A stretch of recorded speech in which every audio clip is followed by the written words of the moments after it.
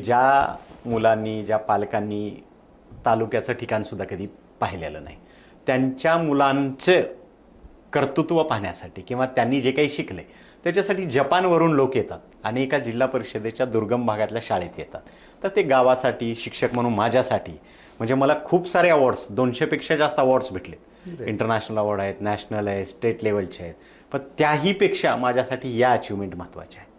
जसं की आमच्या स्किल डेव्हलपमेंट प्रोजेक्टमुळे मागच्या 1.5 वर्षापूर्वी राज्यपाल साहेबांनी, राज्यपाल महाराष्ट्र शासन यांनी आमच्या मुलांना राजभवन इथे इन्व्हाइट केलं होतं.